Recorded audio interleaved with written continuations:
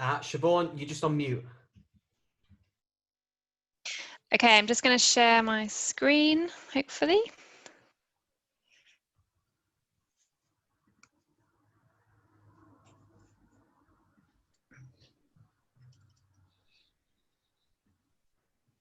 Okay, hopefully that's working.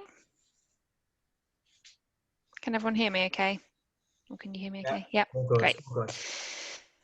Okay, so welcome everybody. Sorry about noises in the background here, the joys of working at home. Thanks everyone for joining this evening. It's great to see so many of you here. So just to, hang on, hope I can click through.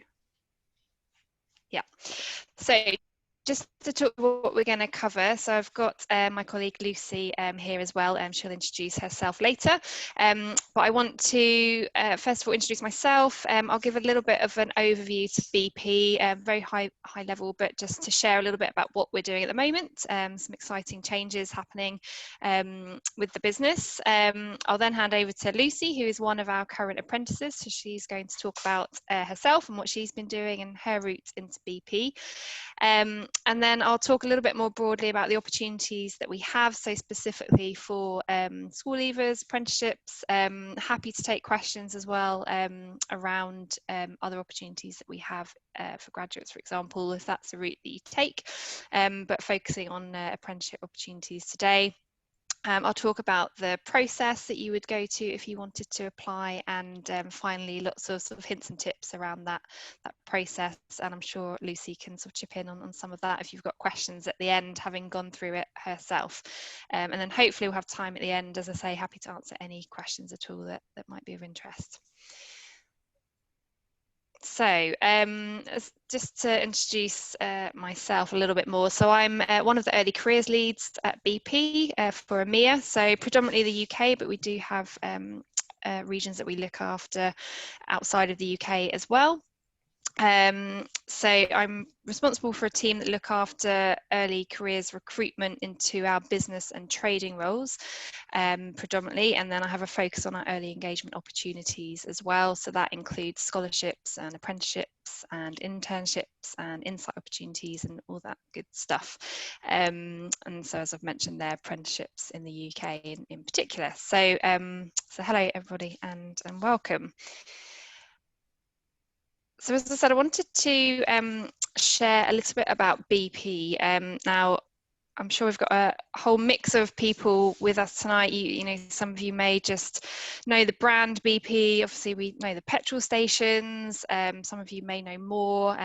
You may have already had a look at our website. Some of you will know more than what I'm going to talk about today. But I wanted to give a little bit of an overview to our business model, because quite often people aren't aware of, I suppose, the breadth and scope of what we do, and then talk a little bit about what's happening at the moment. So, so BP effectively is a fully sort of integrated company. So we have operations across the full value chain. So some companies focus on oil and gas, for example, might just be on what you might refer to as upstream, so sort of getting oil and gas out of the ground, whereas BP has the entire value chain, so finding and generating energy, whether that is oil, gas, but equally renewables, biofuels, and I'll talk about this a little bit more later, but we are you know, investing heavily at the moment into renewables, so wind, solar and so on. We also have the refining, manufacturing and marketing side of things, and then all the way through to delivering products and services, and that's where you would obviously see our petrol stations. You might know the brand Castrol, which is oil that you would put into your cars, so we have a huge sales and marketing side on that side of the business. And then kind of underpinning these, I suppose, three core areas is our so you've got on the slide here, it refers to transport and trading. So we have a trading and shipping arm, and this is actually very much very similar to what you would have in, say, an investment bank, so in terms of trading. So if anyone's interested in that side of things, actually we have those opportunities at BP as well, and it's a really fascinating part of the business because we're not it's not just sort of, I suppose, paper trading. We're actually trading physical commodities around the globe. So we have a whole fleet of ships, for example, and there's a whole host of complexities involved in that process. So, and the trading arm can add value at every stage of this process. So whether it's trading crude oil, for example, or whether it's thinking about what happens at the other end of it, you know, putting product through refineries, and again thinking about renewables. So it's adding value to every part of our business. And then at the top there, you'll see there's venturing and low carbon across the business, and new business models. So we have a big focus on investing in new and innovative companies to help accelerate new technologies and to help on that renewable side. And that kind of leads me to my next slide, which is literally just this one big slide that says reimagining energy. So some of you may be aware, but in February this year, well, it feels like a lifetime ago given everything we've all been through this year, but in February we had a new CEO join us, Bernard Looney, and he set out our new ambitions, our new purpose, which essentially is to get to carbon zero by 2050 or sooner. So we refer to I can't say that word for some reason, reimagining energy. So removing or reducing carbon from our operations, investing in low carbon businesses. And with that, we are going through what we refer to as a reinvention at the moment. So reinventing BP. So we're actually transforming our entire business. So it's flatter, simpler, faster to help us on that journey to that purpose and that aim.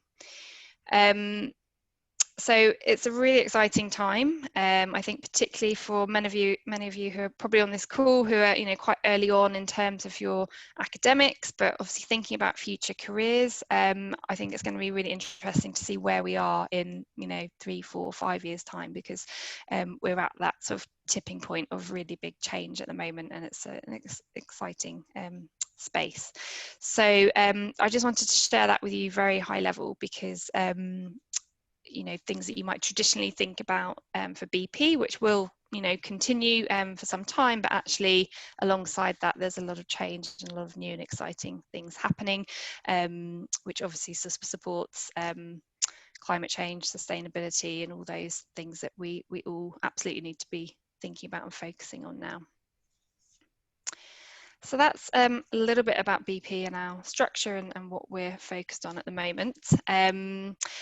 The focus of this session this evening, though, is going to be really about those apprenticeship opportunities, school leaver opportunities, and that process, so that hopefully those of you who are interested in applying and coming to look at these can hopefully be set up for success. So I'm going to hand over to Lucy to introduce herself, to give you a little bit of an example, and then I'll come back to talk about what the process would be and how you can hopefully succeed in that. So Lucy, I'll hand over to you if I go on mute. Thank you.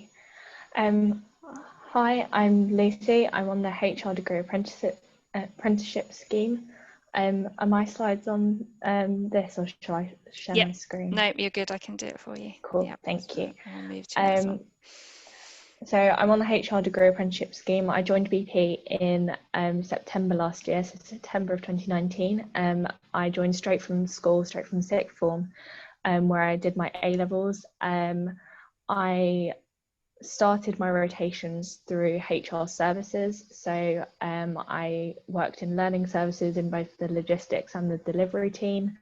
I've worked in WFA, which is workforce administration, in both offer and onboarding teams and time absence and leaves team.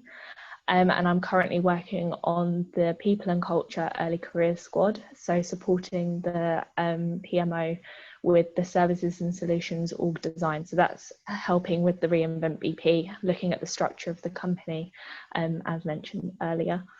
As I'm on the degree apprenticeship programme, I'm also studying for a business undergraduate degree at the same time as working. So I work 4 days a week, Monday to Thursday, and then on Friday I attend University of West London to study for my business degree.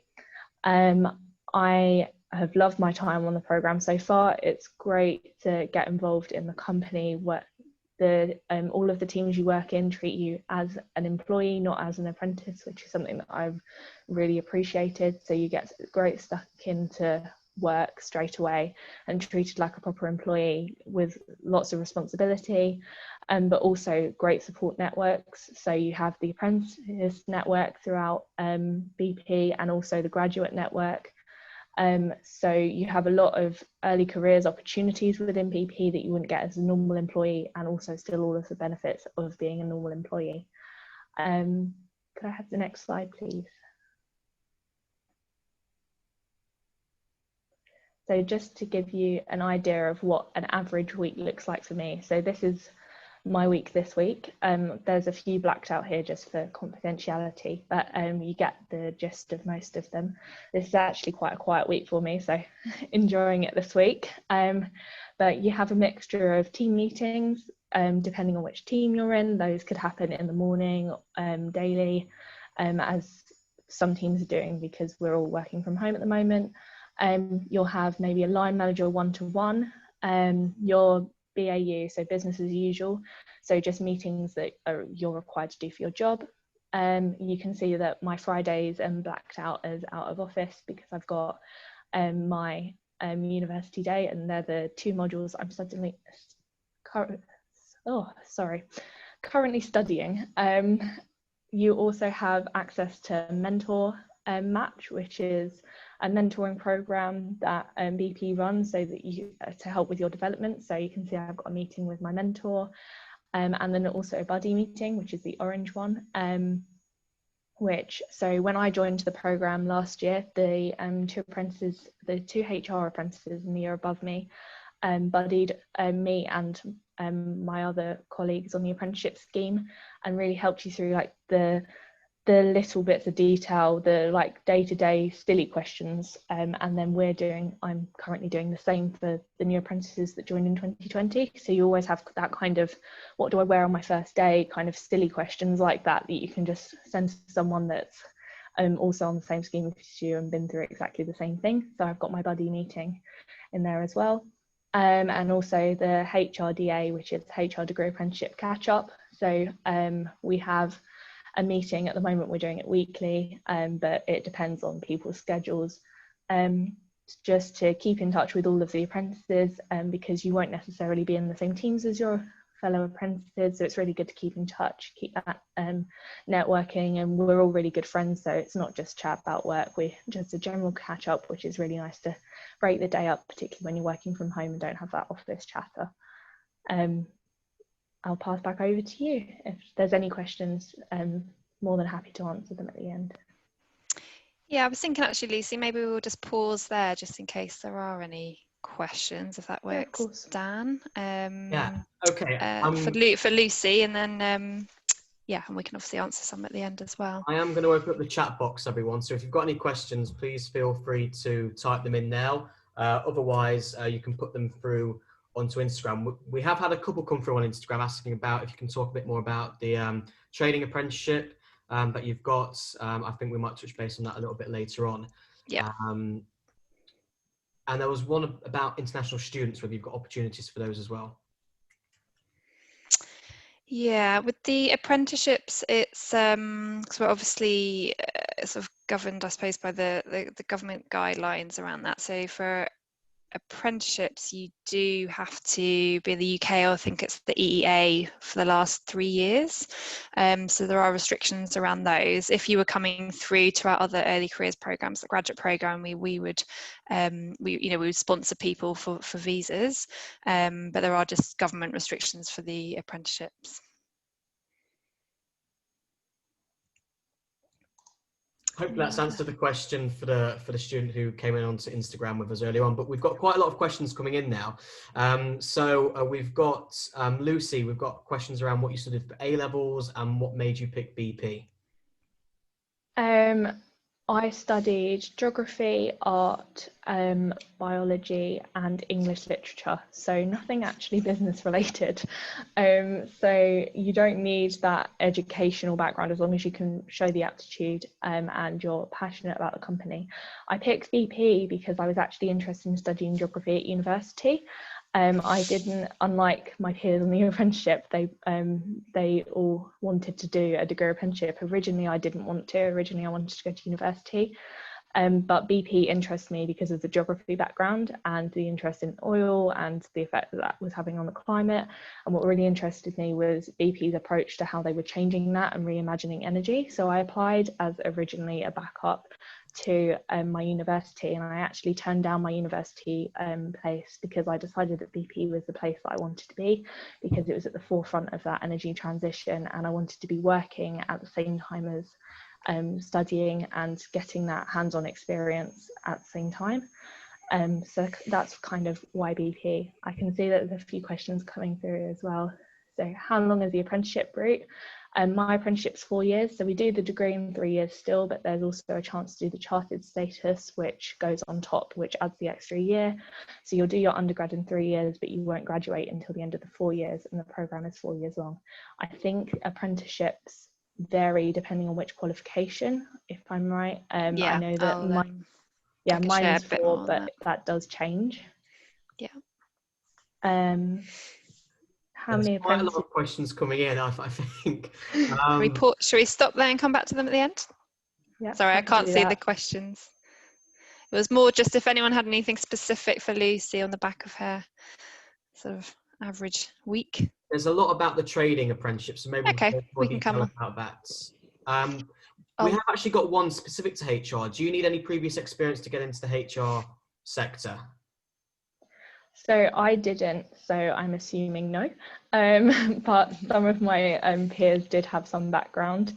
I'd worked, I'm a scout leader, so that's not business leader. I didn't have any kind of work experience as such, but I think I was really passionate about BP as a company, and I was prepared to, I tried to show in my interview that I was prepared to work towards the business degree, that I'd put my mind to it, that I'd researched the company, that I knew what HR was about. So I think you don't need any actual experience. You are coming straight out of school in most cases, so work experience is not something you're going to be expected to have, but just showing that you're passionate about it, showing that you've got an interest in it, is really what's going to help you. I didn't have any business qualifications or any HR qualifications. Yeah, no, definitely for the apprenticeship, you would need to, sometimes it can even go against you if you've had a little bit of experience, and that can sometimes sort of narrow your thought process. And as Lucy said, it's about doing that research, showing that you've researched, you understand what you're applying to, you've thought about different areas. Like if we take HR, for example, that you've thought about what it actually is, what you might be doing, what the different areas are, why you're interested, and you've really thought about why you'd be a good match. So yeah, it's probably more about that motivation and towards BP as well as the role. Okay, all right, we'll move on there. Thank you, Lucy. I like the authenticity of your week, that you've got today's session in there as well. So we see that's a genuine week there. Okay. I am going to switch off the questions now, so we can come back to them a bit later on. Thanks, Dan. Sorry, this is being really slow when I move. There we go. Okay, so opportunities. So opportunities generally at BP we kind of put into buckets. What's not included here is science and engineering, which are obviously really core to BP, but currently we don't have school leaver and apprenticeship roles in those particular areas, at least not part of our sort of central programme. Sometimes there are sort of localised roles that pop up, but for our central programs, this is what we have on offer right now.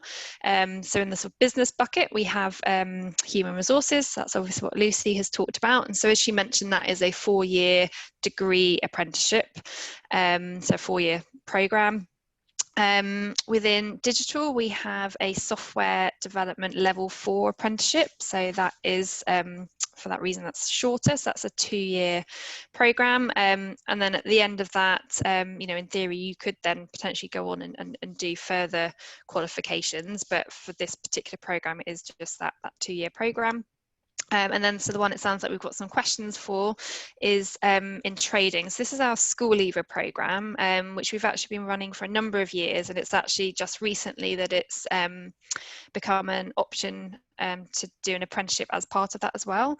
So the programme is essentially the same, but you now have that added bonus of if you want to, you can work towards a level 4 apprenticeship, and there's actually a couple of options of which ones you can do, but sort of business related apprenticeships. I've put 2 to 5 years because it's initially a 2-year programme, and then there's a sort of assessment point where you can then I suppose roll into the longer 5-year programme, and that ultimately would take you I suppose on par to where the graduates would be at the end as well. But the initial 2 years would line up with that 2-year level 4 apprenticeship if you wanted to do that. So they're the sort of 3 core areas. All of them, I suppose our aim is, as well as so you get 20% of your time would be the learning, so working towards your qualification, and then the other 80% is very much in a role, as Lucy has said, you know, a real role, a real job. And our aim is to give you broad and deep exposure.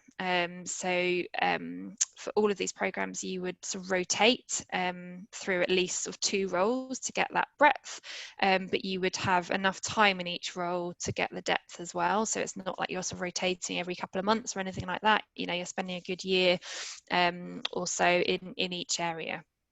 Yeah, so I guess that's the main thing to say about that. And then in terms of the training provider, so for human resources, that is with the University of West London, that you would do that with. For software and development, we work with, we partner with Corndell, that offer the level 4 apprenticeship. And as I say, for trading and shipping, there's a couple of options, so it's not sort of fixed who the training provider would be, but you would have obviously the support structure with your training provider. You'd be sort of lined up to sort of a mentor, for example, who you would speak to on a regular basis. But then within BP, you also have your line manager. You have we would usually align you to a buddy. You'd potentially have a mentor internally as well. You can certainly seek one out if you wanted to. And then you'd have the support of the program as well. You'd have the network. And again, Lucy mentioned of other apprentices, graduates. We very much have our early careers talent pool, so you would be inducted together, and that would very much be your network. And then you'd have the support from the talent team in terms of the program and making sure you're obviously, you know, progressing and rotating through it as you need to. So they're the 3 opportunities we have. They are all open for applications right now. So they're open, they're due to be open until through to the end of February. But what we always say to everyone is, if you are interested, you know, get your applications in early, because it's possible that if we get lots of strong applications early, we may actually close early. So although there is a hard deadline, actually there's an element of sort of rolling first come first served applications. So if you're keen on anything, I would apply sooner rather than later. So this is the process. Now it can seem a little bit overwhelming when you say it all at once, but this is obviously over a period of time. I can see Lucy smiling. And the first sort of few sections are online, and then it goes into the more in-depth sort of selection phases. And actually it is slightly different, actually, Lucy, from when you came through, just to give you a heads up. So I'll just go through this. So the first step, we have a global application form that you would complete. This is actually a very short application form now. That's changed quite recently. So it's a very simple application form with just some, you know, sort of academics, sort of work experience, of just getting that sort of basic CV information in, but then you do submit a CV as well. So it's the form is fairly basic. So you'll submit that. We would do an initial sort of screen to check eligibility and all those sorts of things. You're then invited through to a situational judgment questionnaire, and I'm going to come on in a few slides to show you what that is, what that looks like. But essentially it's testing how well aligned you are to the BP values. So we have 5 core values, which I'll also come on to later. So it's an online questionnaire. There's no time limit, so there's no pressure. However, it is one of those questionnaires that you should be able to go through relatively quickly, so it shouldn't be any more than sort of half an hour.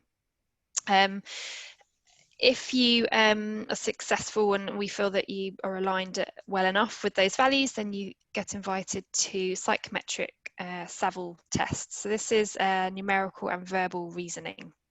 Again, it's an online assessment. There is a time limit to this, and this is where I'd suggest you are getting some practice of these tests in advance. And again, I'll come on to talk about this in a bit more detail later. So if you successfully get through those 3 sort of online steps, in fact, sorry, the next one is online as well, but you're invited to an on-demand video interview. So this is really the first more in-depth phase of the process, which looks at your motivation. It again tests against the values. So this is a competency-based interview, and all of the competency questions link back to the BP values, but it is a video interview. So this is actually new for BP as well. So we haven't used video interviews across the board in the past, and I appreciate it can be quite daunting, but effectively you would go online to the platform.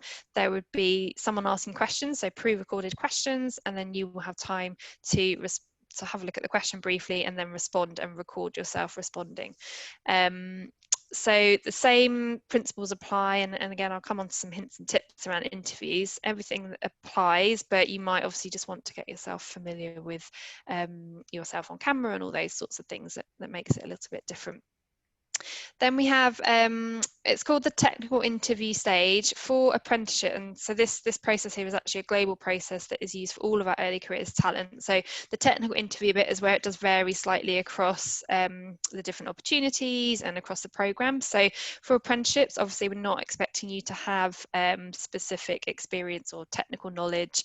So if it was HR, for example, this bit would actually be just say bespoke to HR, and it's more around that motivation piece, that understanding. So this would be a short presentation that we would ask you to prepare in advance to present on a particular question, but essentially it's looking at your understanding and your motivation. So that's where you can really prove that, you know, you've done your research and this is what you want.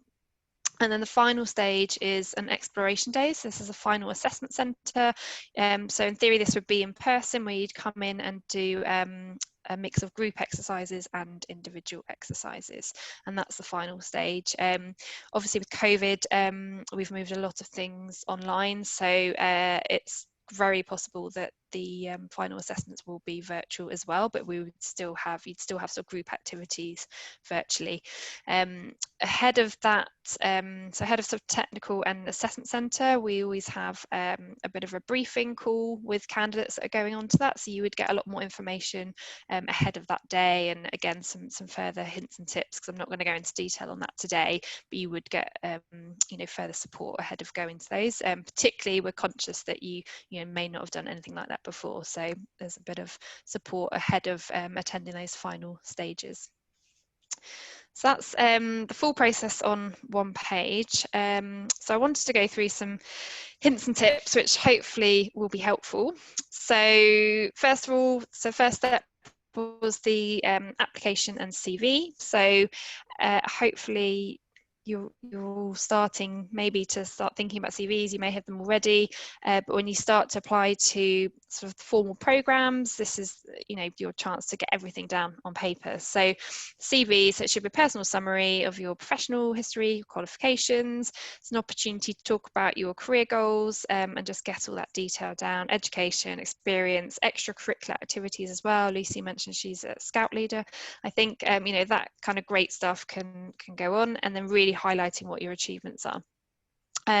Few, you know, bits that sound very obvious, but, you know, making sure your personal information is obviously clear and up to date, and it's, you know, you've got your right phone number so we can be contacting you, all those sorts of things. Just, you know, do check that, particularly if you've got one that's a bit old. Personal statement, so it's optional, but this is quite good to have at the beginning of your CV. So maybe 1 or 2 lines that really just encapsulate either what you're looking for or what you think you can offer. So, you know, it's quite a good opportunity to say, you know, if you're seeking a particular role and, you know, these are your you know, key skills, or this is where you hope to be and why, but just a sort of headlines so that recruiters can see very quickly what you're interested in. Education, so obviously making sure you include all the detail. Again, this is in conjunction with a short application form. So we would ask for things like your A-levels and GCSEs, but just when you're applying to a job, obviously make sure you look at what the basic criteria is. So if it says you have to have certain A-levels, or if it says you have to have certain GCSEs, just make sure that they are in the application form, and then they'll presumably be on your CV as well, but they need to be somewhere, because that's the first thing we're going to be looking at, is are you actually eligible for the role you've applied to. Work experience, and this can be anything, so don't feel like, oh, you know, that was just a small job, or, you know, you can put anything on your CV that you feel that you've learned something from. You know, references here, sort of volunteering work, anything at all. You know, if you've worked in shops or cafes, or, you know, whatever it might be, just get it on there, but think about what you actually learned, what skills you used, and what you achieved, and you know, you can put them in bold and make sure they stand out on your CV. And that's that final point around the responsibilities and achievements. So for everything that you've done, think, what was my real responsibility? What did I achieve? What did I learn? And try and get that on there. Shouldn't be any more than 2 pages. So CV could be 1 page, 2 pages, absolute max. So that's the CV. The next couple of slides here just show you what the situational judgment questionnaire is like. So basically, as I say, it's an online questionnaire. You're given a scenario, something that you could encounter if you're at BP, so it's bespoke to BP, and then you're given some options, and you have to say what you are most likely to do or least likely to do in that situation. So this is, I think, a safety related scenario. So we do have, particularly when we're in the office, various safety sort of rules and policies at BP, because it's so important to our business. It's something that runs through the entire company, whether you're out on a rig or in an office. So this is one around, you know, holding cups of coffees, lots of things, and not being able to hold the handrail as you're going up the stairs, and it's, you know, what might you do in that situation.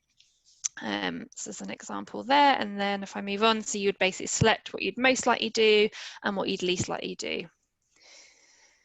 And there's not necessarily a sort of hard and fast right or wrong, but obviously to align with values that are important to BP, there's obviously certain things that we'd be looking for.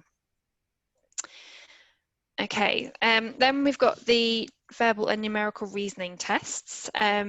My main and pretty much only tip for these is just to practice. So even if you're an absolute whiz at maths, or English is your favourite subject and you're very strong in these areas, these tests can still be challenging, particularly if you've not done one before. So the more you can practice and just get familiar with the types of questions, and to be able to go through at, you know, relative pace, the better you'll do. You know, we've had PhD students who have maths related subjects who fail numerical reasoning tests because you know, they just haven't got in the right frame of mind, or sometimes maybe it's almost too simple for certain people. But I guess the level is, so for numeracy, I'd say it's probably some GCSE levels. You might be looking at tables, working out percentages, that kind of thing. But as I say, to be familiar with looking at data and doing it at pace, the more practice you can get, the better. And I can share these slides afterwards. There's a few links here where there's practice tests online. Do bear in mind, when you go on practice tests, I've found in the past that they're quite often easier than the real tests. So I guess I'd also say don't get too complacent. If you think, oh, well, that's, you know, super easy, no worries. It's still helpful just to keep practicing those, even if they are easier questions, to, as I say, just get familiar with the types of questions, but then be ready when you get to the real one. So that is the one with a little bit more pressure with the timing and so forth. Okay, So sorry, I probably covered a lot of this already. So top tips, obviously practice. Oh, a big one here. So if you require any kind of adjustment, if for example, you normally have extra time in your exams, for any reason, a disability or anything else, please do tell us. We absolutely want to make sure that everyone is on a level playing field when going into these assessments. If you complete an assessment and then tell us something, it's very difficult for us to do something afterwards, because you've obviously already taken that test, and in theory we wouldn't sort of put people through them more than once because of practice effects. So please do tell us. As you come through the BP process, at every stage you will receive emails, and at the end there's always a number and email address to say if you need any adjustments or need to tell us anything, please do so. So there is that reminder, but I'd really encourage you to do so. Doesn't affect or go against you in any way at all. And what we would actually do, we have someone in the team specifically tagged to our accessibility business resource group that we have, and tagged to having a focus around disabilities, and they would work with each individual to talk through the entire process and just talk through, case by case, what might be helpful for you if there is anything that you require. So just want to really emphasize that point. And then just other hints and tips for taking the test. Obviously, make sure you've got a quiet place as far as possible to complete the test with no distractions. Do keep an eye on the time, so you have like the time ticking down so you can see it. So if you're really struggling in one question and it's taking up lots of time, I would suggest you just make your best guess and move on. You won't get a negative mark. So if it's taking too much time, you might find the next few questions are much easier for you. So don't spend the entire time on one question. And try and stay calm. So have confidence that you can do it, because quite often it's the anticipation and the stress that can make these tests harder. So as calm as possible always helps. All right, so the on-demand video interview. So I've briefly described this already. So pre-recorded questions, we typically have 6 questions for you, and then you will record your responses to those. And the interview lasts approximately 30 minutes. So you're given 3 minutes to respond. So it's not that you don't have an opportunity to talk for longer than that. 3 minutes might feel quick, but actually it's amazing how you can get across quite a lot in that time, and quite often we find that the candidates don't use the whole time, and that's fine. As I mentioned, it's competency-based questions. So some of you may not be as familiar with these, but a competency question is, the purpose of them is for us to understand what you've done in the past so that we can make predictions as to how you might behave in the future. So if you were to come and work at BP, so they tend to start with something like, please tell me a time when you have, and then it might be, worked in a team, or been in a leadership role, or had to influence another person. So it's asking for specific examples. And so what you need to do is really try and focus in on one single specific example from your past experience and tell us about that in detail. And that can be from any experience, work experience, school, extracurricular activities, whatever you think is most sort of appropriate for the question being asked. And actually it's great if you can use a range of things, rather than just using lots of school examples. It's great to hear about a range of things that you've been doing across the interview. And what you can see here is this is a little sort of technique or tool that's quite helpful, which is STARS, or STAR.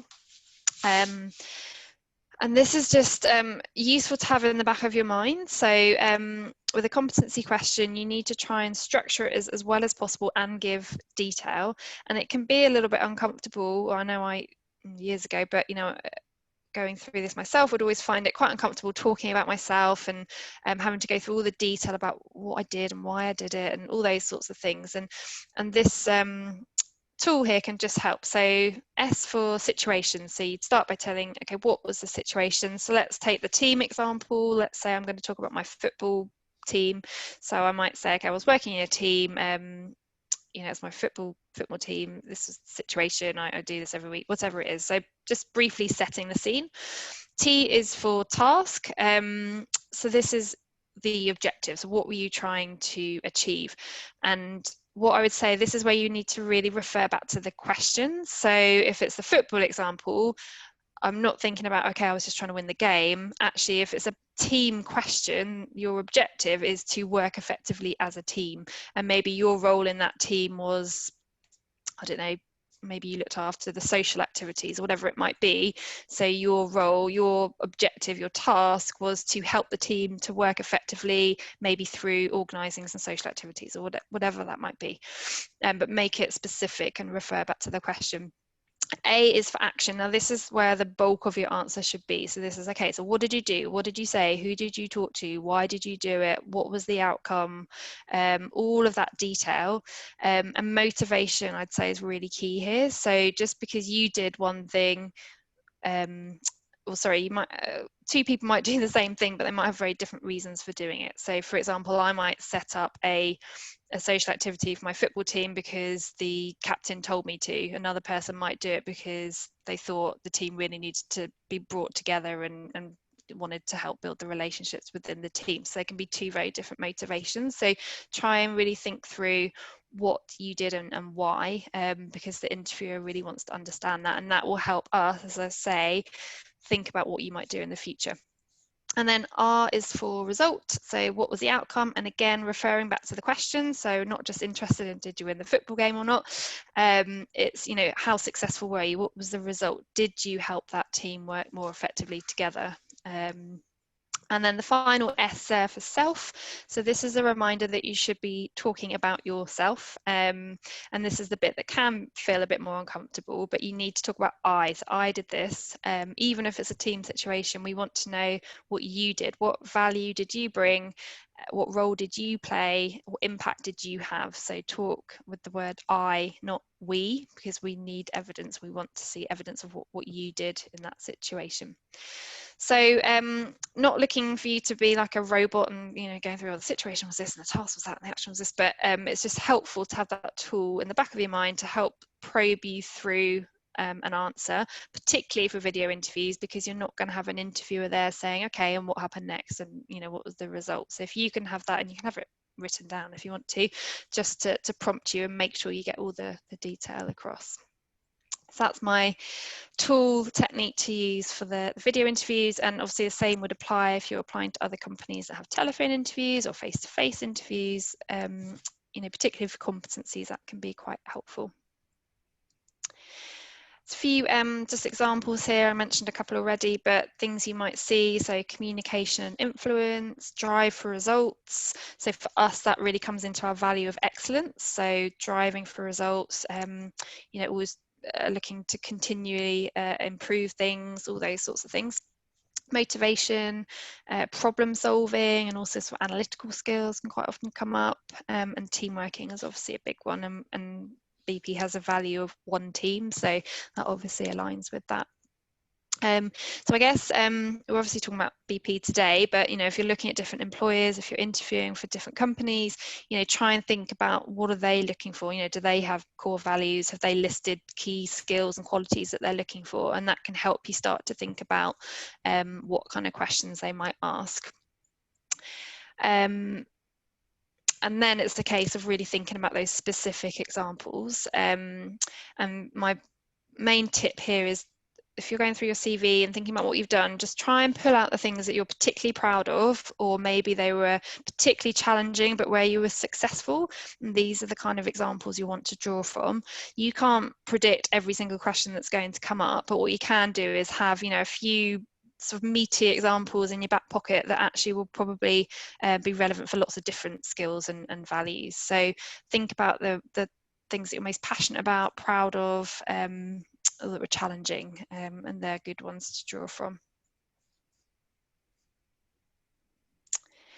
Okay, so obviously a lot of our process is online anyway, but given COVID, as I mentioned, lots of things have gone virtual. So you do, and we are expecting our process this year to be virtual as well. So you do need to get comfortable with that, comfortable with the technology, you know, where you can go in and check in advance that everything's working, that that's always helpful. Comfortable being on camera. Obviously, and then you know, a few tips here. Obviously, get there promptly so you can join, and that's where making sure the technology is working in advance always helps. Don't panic if technology does fail. So everybody is very used to working from home now. You know, Wi-Fi going off or whatever it might be, and you know, people understand that. So if something fails or you know, you lose your connection, don't panic. Just get back online, and your interviewers will obviously take that into account. And just making sure you do try and find a quiet space. And then once again, ensuring that you let your recruiter know if you do require any additional support or adjustments. Just have that conversation. It's really, really important.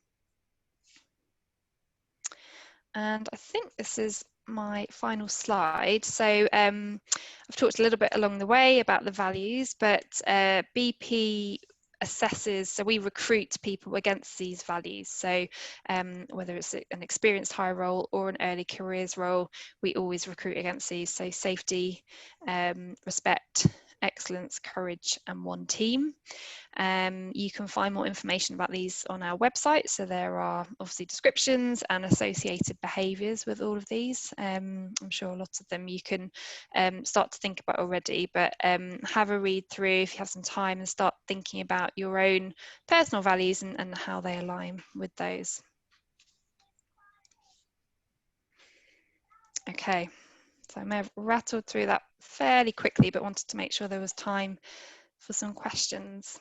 Okay, thank you, Siobhan. And I'm just going to open up the chat box now. So if any of you guys have got any questions, we've still got just touching base on the trading apprenticeship. It was just a little bit more about the day in the life of that and what they kind of get up to. And there was a few questions around the salary on why it's so very high compared to other programs you've got. The trading salary, yeah, specifically. Okay, so day in the life of trading, yeah. So obviously, you know, coming in as an early careers recruit, you're not trading.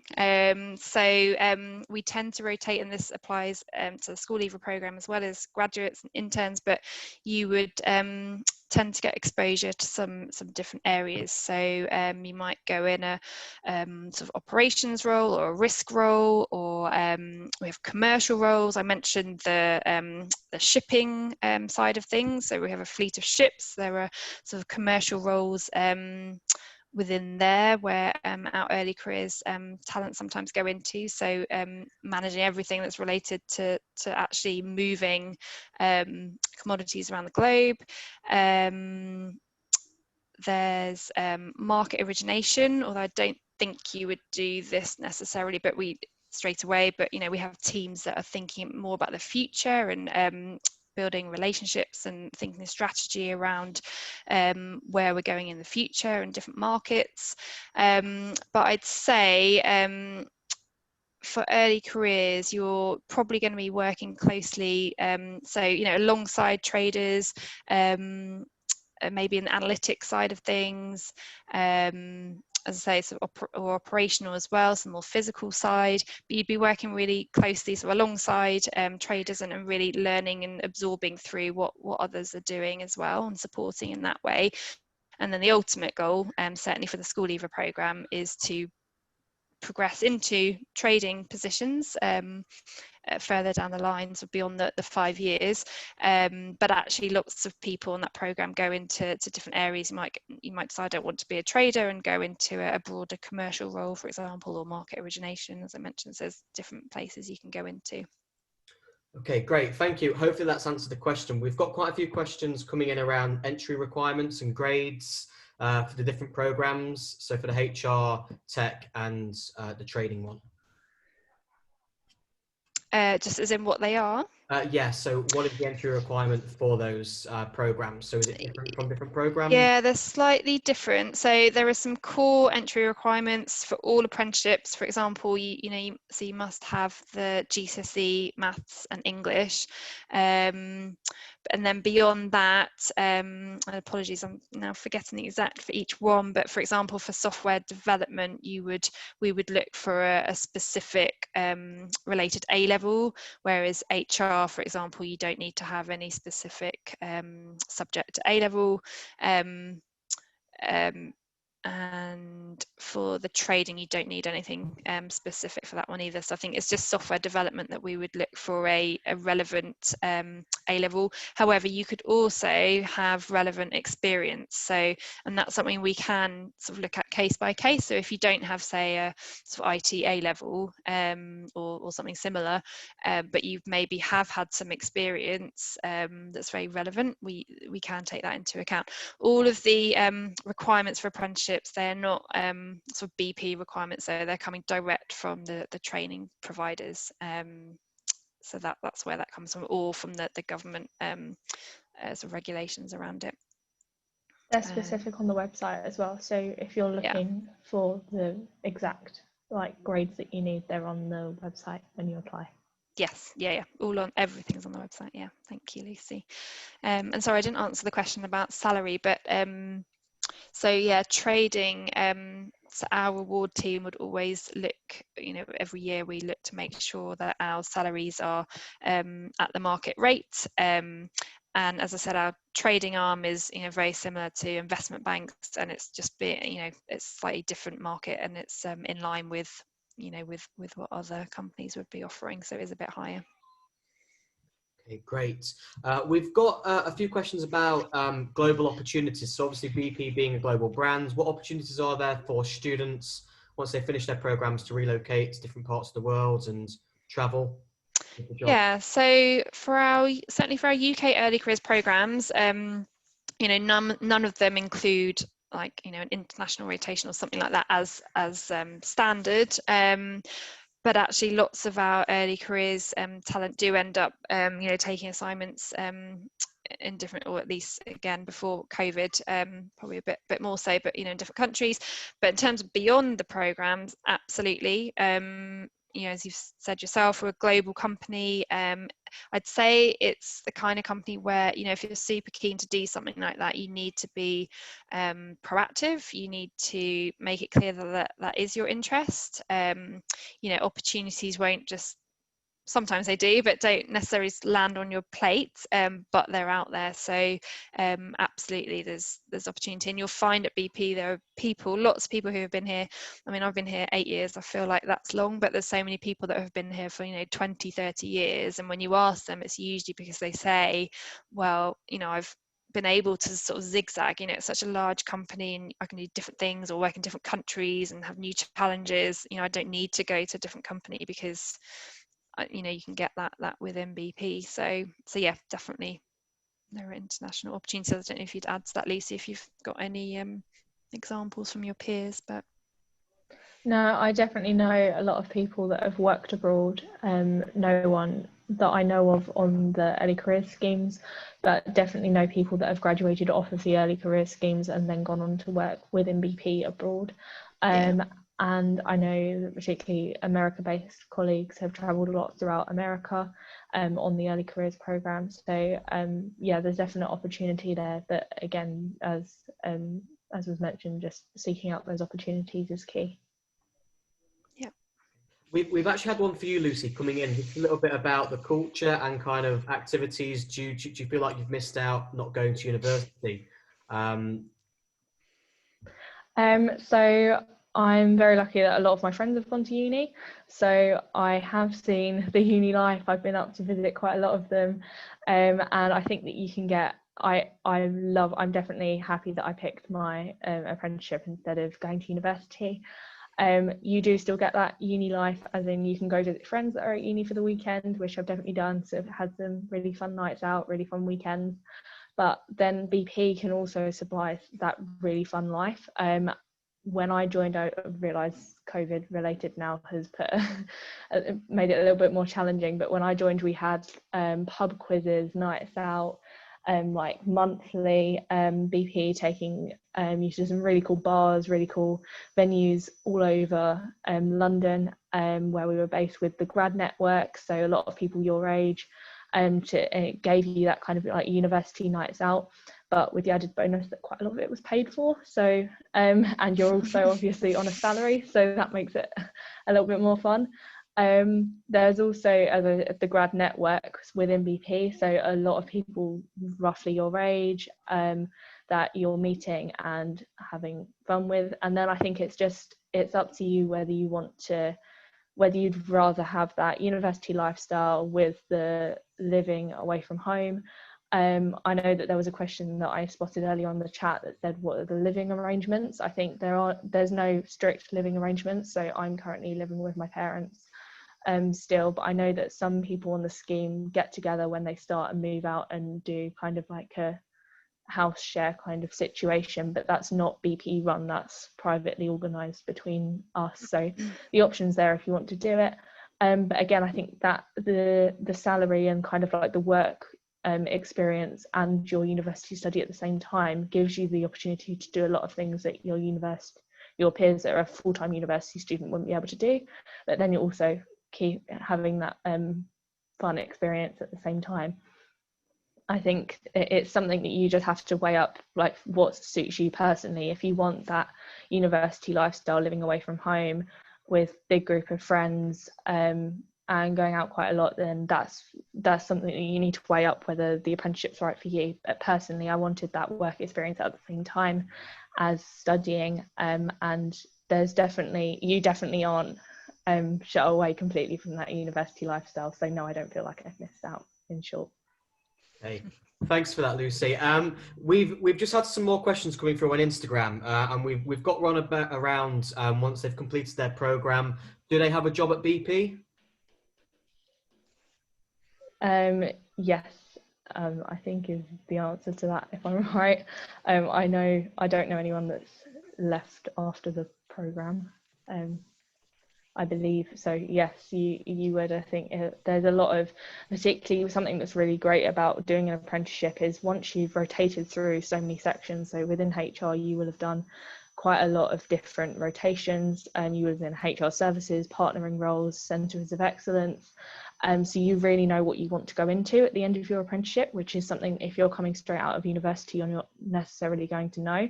So you can really say to like BP and to whoever you're working with, like, this is the area of HR, for example, that I'm interested in.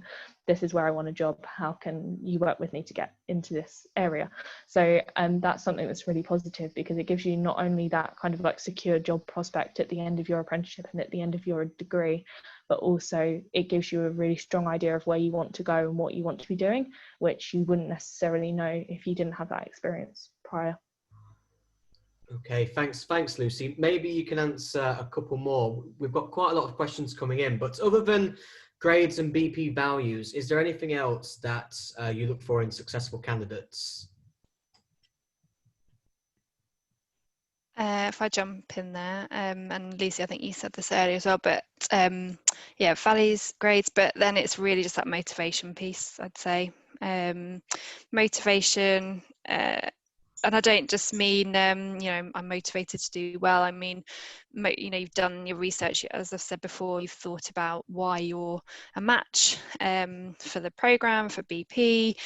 And a lot of that is showing curiosity. So that's something I really look for. So sort of passion and curiosity. So we obviously don't expect you to know anything or everything now, but showing that you've sought out information, done that research, asking curious questions. I think that's something that goes a long way. And then in terms of the values, I would probably just pull out that excellent piece. So that, as I mentioned earlier, that drive for excellence, drive for results, continuous improvement in terms of yourself and self-development, but also in terms of the work that you do. Okay, thanks a lot for that. And we have come to the end of the session today. So thank you everyone for joining us. Hopefully you've had a better insight to BP, the opportunities that they've got. Just a reminder that you will have already received application links for BP roles. They are open now. And we will be sending up a follow-up email after today's session, again with the application links for you guys to get an application in. Are there any final words, Siobhan and Lucy, before we wrap up? Well, I was just going to say, if you want to share the questions that we didn't get to, Dan, I'm happy to to answer those via email or whatever way works, if that's helpful. And we can share these slides as well. There's a video I'd be keen to send on to everyone as well if possible. But otherwise, thanks everybody for joining. Thanks a lot, guys. And just one last thing, if you do get through to Assessment Centre, I think we're tracking, aren't we, where they've come from. So if you've been on a Young Professionals webinar, it would be great to know if you guys have been offered a place onto the programme, so we can give you guys extra support throughout the process. Definitely. All right. Thanks, guys. Great. Take care. Thanks, everyone. Have a nice evening.